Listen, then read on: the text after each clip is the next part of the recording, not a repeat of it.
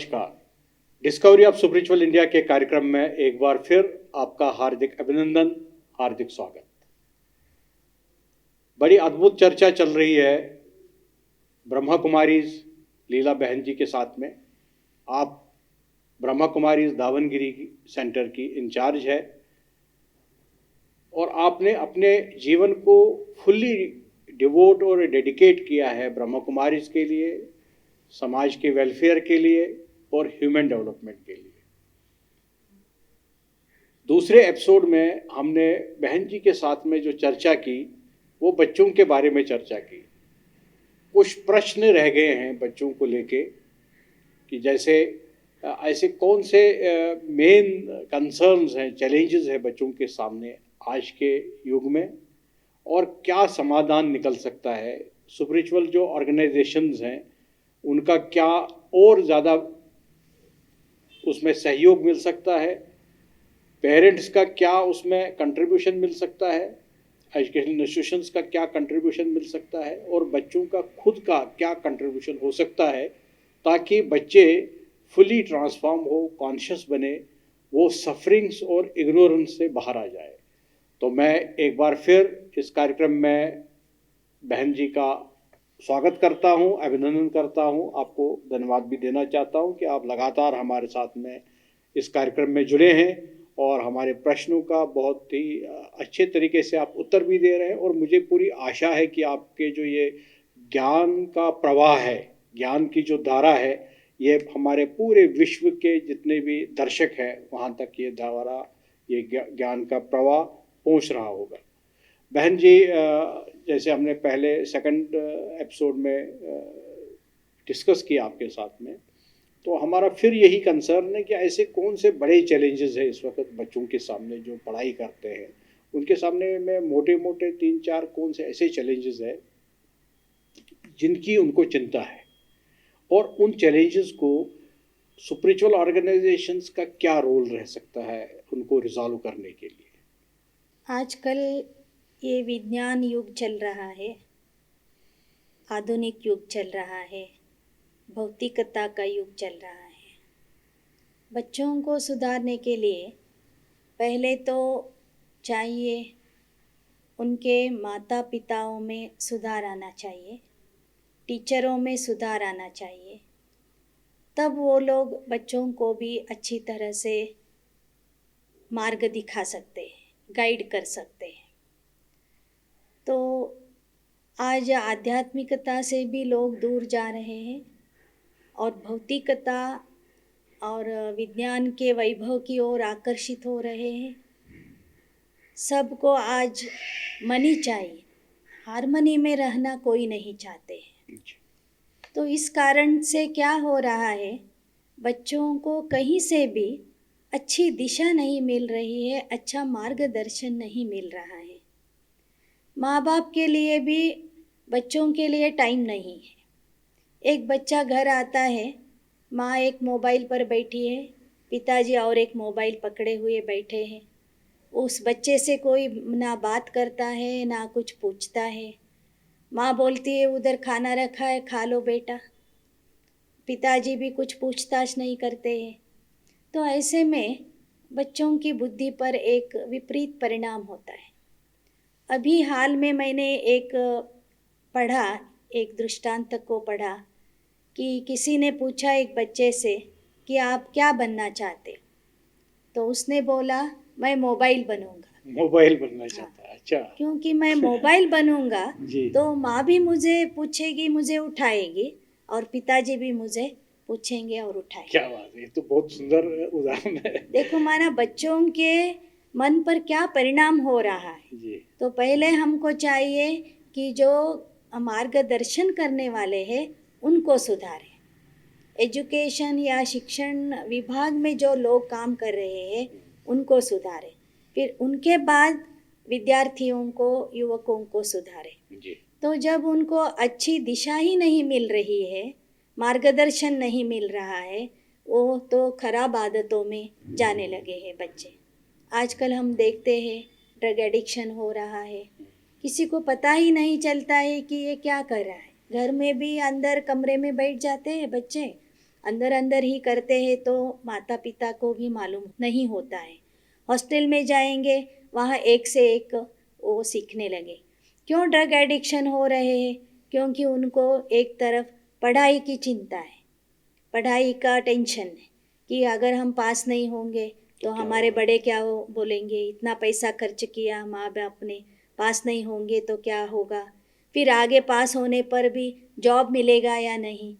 तो एक तो उनको पढ़ाई की चिंता है, दूसरी जॉब की चिंता है। इसके कारण उनको टेंशन हो रहा है और टेंशन का निवारण करने के लिए वो लोग ड्रग एडिक्ट हो रहे हैं। तो इसको हम पहले उनके टेंशन को ख़त्म करना चाहिए। तो उसके लिए उनको मेडिटेशन सीखना बहुत बहुत ज़रूरी है, जिससे कि वो अपने माइंड को स्टेबल माइंड बना सकते। अच्छा जॉब मिले या न मिले, लेकिन वो कुछ काम तो कर ही सकते। काम करने वालों को काम की कमी नहीं है इस दुनिया में।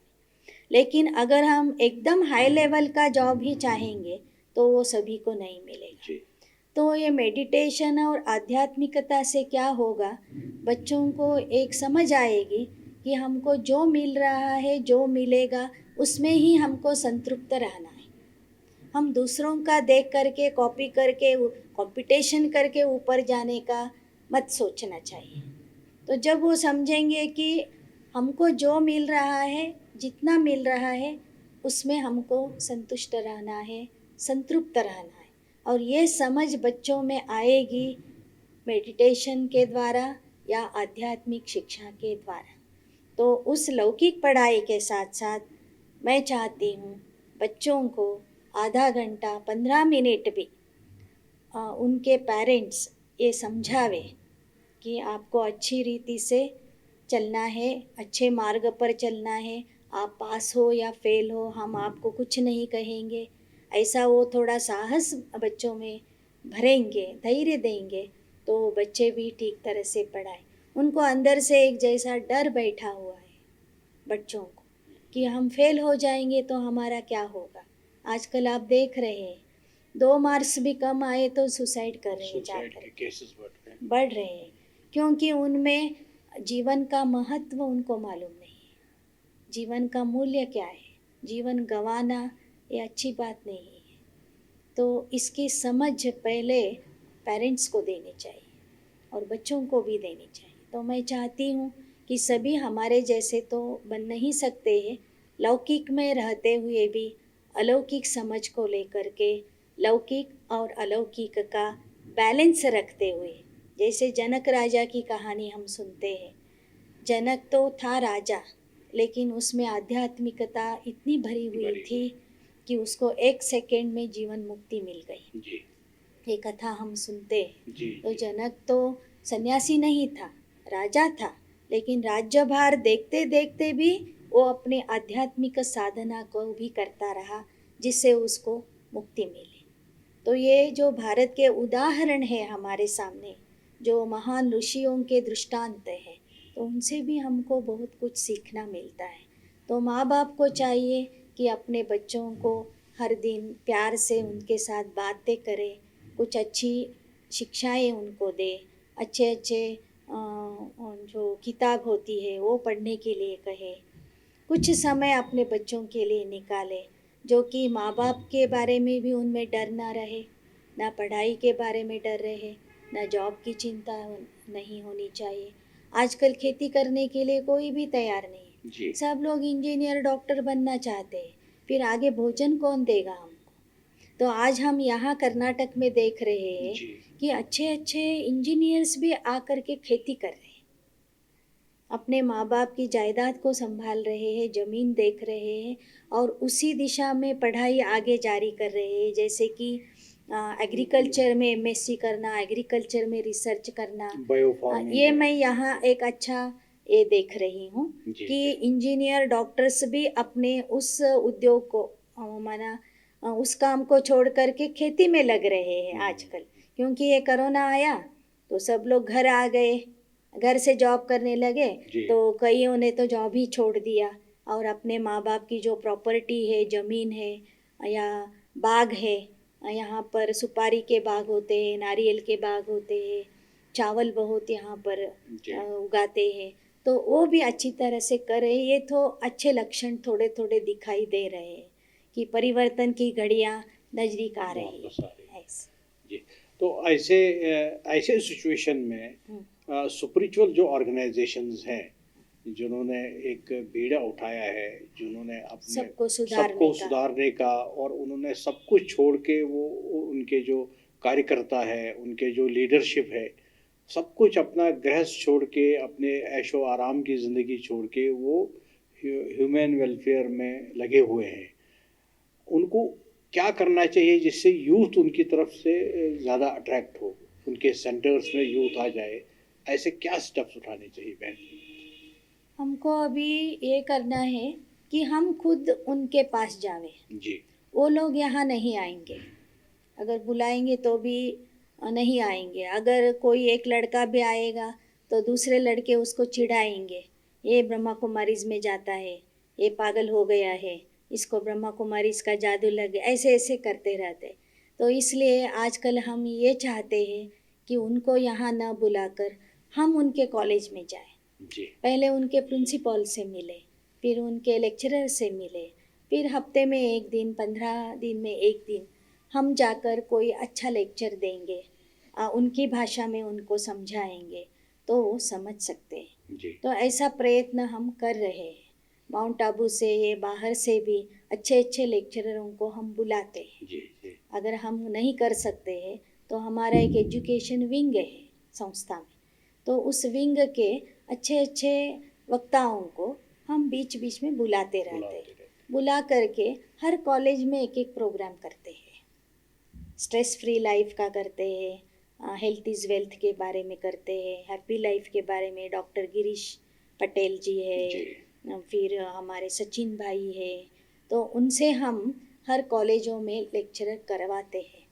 फिर भी थोड़ा हमारा प्रयत्न या कोशिश जो है वो कम हो रही है, ऐसे मेरे को लगता है।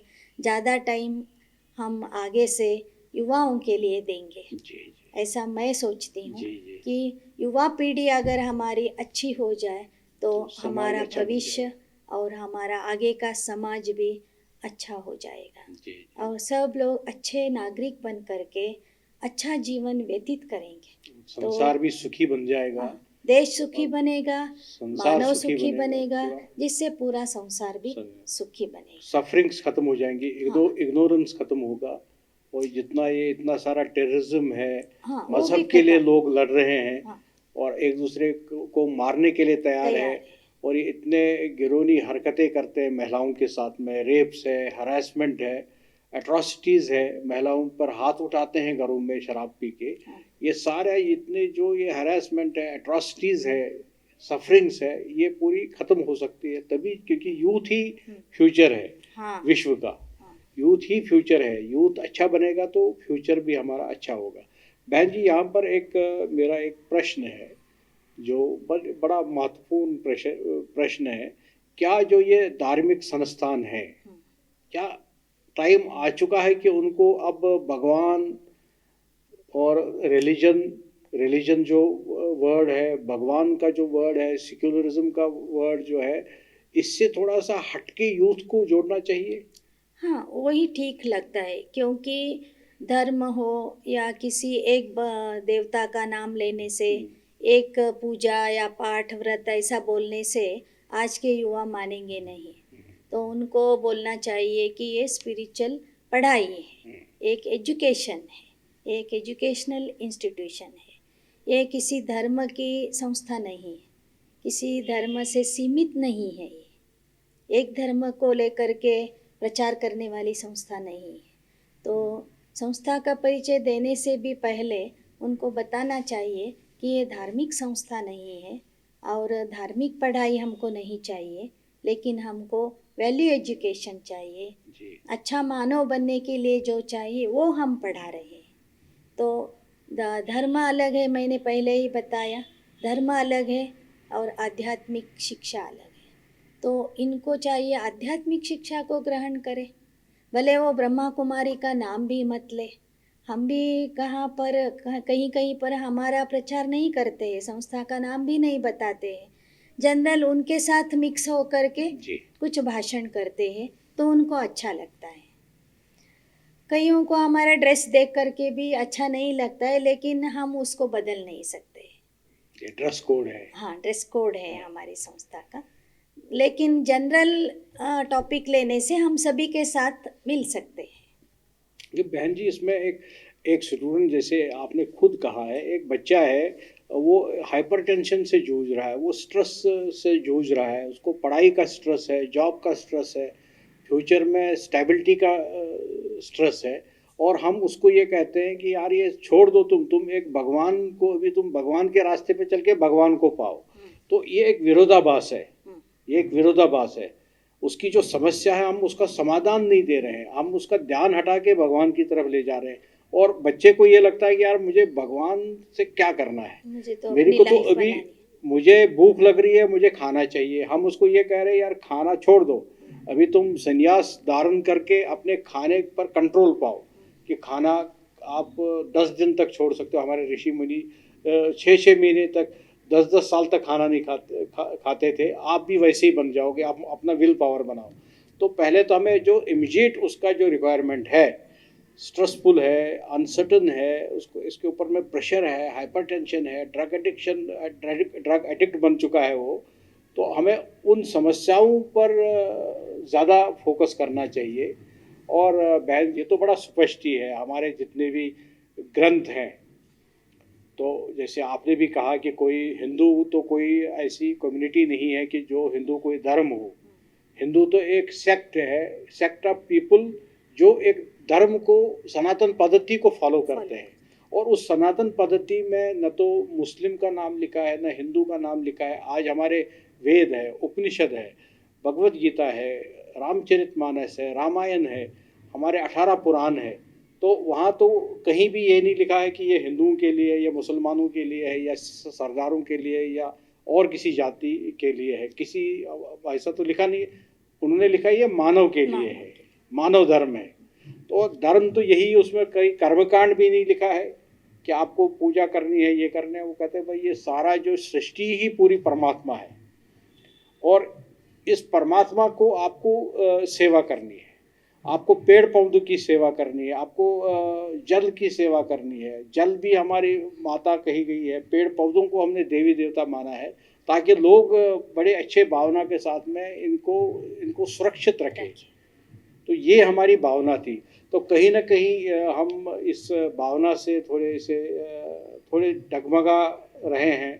हम लोगों को ज़्यादा भगवान की तरफ धकेल रहे हैं, जबकि उनको जीवन जीने की कला सिखानी हमें चाहिए कि भाई आप वो जो उनका डेली जो उनके सामने में समस्या है, अगर गुस्सा है तो उस एंगर को वो कैसे ठीक कर सकता है, ये तो उसके पास इमीडिएट एक सोल्यूशन उसके सामने में एक जो धार्मिक संस्था है वो सामने टेबल पे रखनी चाहिए। हमारे एजुकेशन इंस्टीट्यूशंस वैल्यू एजुकेशन ऐसे दे कि उसको कोई हरासमेंट ना हो, और प्लस उनके जीवन में वैल्यूज़ आ जाए, एथिक्स आ जाए, और पेरेंट्स भी उनके अच्छा खाना भी व्यवस्था रखे, घर में उनके लिए अच्छा माहौल रखे, वहाँ कोई स्ट्रेस कलेश ना हो, बच्चे घर में खुश रहे। तो ये समाज बहुत सुंदर और बहुत ही सुशील, और हर व्यक्ति यहाँ पर दयावान बन सकता है, कर्मवान बन सकता है, गुणवान बन सकता है। सब में करुणा पैदा होगी, सब में वात्सल्य पैदा होगा, सब में आदर सत्कार एक दूसरे के लिए पैदा होगा, और सब में प्रेम की भावना अंदर में उनके अंदर में जाग सकती है। तो इस पर आपका क्या कहना है? भगवान को मानना अर्थात अपने जीवन के कर्तव्यों को छोड़ना या भूलना नहीं है। भगवान की याद में हम हर काम कर सकते हैं जी। इसको ही हम कर्म योग कहते हैं जी। तो हम युवाओं को ये बताएंगे कि आपको पढ़ाई नहीं छोड़नी है, काम नहीं छोड़ना है, अपना जो कुछ है कर्तव्य जिम्मेवारियाँ वो सभी निभानी है। या तो भगवान ना तो कर्मकांड के लिए बोलते हैं, ना तो पूजा पाठ करने के लिए बोलते हैं। वो बोलते हैं अच्छा कर्म करो, जब जब चाहिए मेरी सहायता लो, आपके जीवन को सुधारने के लिए। तो हम ये नहीं कहते कि अपना काम काज और धंधा सब छोड़ करके भगवान के पीछे लगो, ये नहीं। ऐसे तो हम सिर्फ थोड़े ही लोग हैं जो लोगों को मार्गदर्शन देने के लिए हम ऐसे बने हैं, जिन्होंने अपना जीवन समर्पित किया है। बाकी तो लाखों लोग हमारी संस्था में अपना कर्मयोग करते हुए ही ये मेडिटेशन को अपनाया है उन्होंने। तो ये ऐसा अर्थ नहीं है कि सब कुछ छोड़ के भगवान के पीछे जाना है, लेकिन सब कुछ करते हुए भी अगर हम भगवान को याद करेंगे, जैसे अपने माता पिता को याद करते करेंगे, तो उस कर्म में एक शांति आ जाएगी, एक स्थिरता आ जाएगी। यही हम बताना चाहते हैं। तो हमारा मतलब ये नहीं है कि सब कुछ छोड़ के भगवान के पीछे भागना है, ये नहीं है। सबको साथ में लेके कर्म योग, कर्म योग माना उसके साथ बुद्धि योग जोड़ना। कर्म और योग साथ साथ हो तो जीवन समर्थ बन जाए। तो ये कर्म हमारी योग और शिक्षा है। कर्म योग और ज्ञान योग, राजयोग का कॉम्बिनेशन, मिलाप होना चाहिए, मिलाप होना चाहिए, तब एक जीवन अच्छा बन सकता है। जी। तो बहुत ही अद्भुत, बहुत सुंदर, सारवर्धक, ज्ञानवर्धक चर्चा रही बहन जी के साथ में। हमने जाना कि आज के युवाओं के सामने में कितने प्रकार के चैलेंजेस है, उन चैलेंजेस को वो कैसे टैकल कर सकते हैं, उनका वो सामना कर सकते हैं, और कौन कौन से स्टेक होल्डर्स एक मिनट बोल सकते। और यह जो आप कह रहे हैं युवाओं का डेवलपमेंट करने के लिए, ये बहुत बड़ी जिम्मेवारी है। सिर्फ हम लोगों से नहीं होगा ये काम, हमको आप जैसे मीडिया वालों का सहयोग चाहिए, हर क्षेत्र के लोगों का सहयोग चाहिए, यही मैं चाहती हूँ। तो बहुत ही सुंदर और अद्भुत चर्चा रही बहन जी के साथ में। हमने जाना कि कितने प्रकार के चैलेंजेस है युवाओं के सामने में आज के युग में, और कौन कौन से स्टेक होल्डर्स हैं, इकोसिस्टम है, जो इकोसिस्टम में काम करके एक बच्चे में हम बदलाव ला सकते हैं, उनको, बच्चों को कॉन्शियस बना सकते हैं, उनकी सफरिंग्स दूर कर सकते हैं, उनके इग्नोरेंस को दूर कर सकते हैं। तो बहन जी ने जैसे बड़े सुंदरता से ये कहा कि इसमें जो स्टेक होल्डर्स है, एक तो बच्चा खुद है, बच्चे के पेरेंट्स हो गए, एजुकेशनल इंस्टीट्यूशंस हो गए, और उसके बाद में जो धार्मिक संस्थान है, स्पिरिचुअल ऑर्गेनाइजेशंस हैं, ये अगर सब मिलके, और ये समाज के लोग अगर सब मिलके काम करें, तो हम यूथ को अच्छा यूथ बना सकते हैं, उस पर इम्पैक्ट क्रिएट कर सकते हैं, बच्चों को हम ट्रांसफॉर्म कर सकते हैं, उनको कॉन्शियस बना सकते हैं, और उनकी सफरिंग्स को हम दूर कर सकते हैं।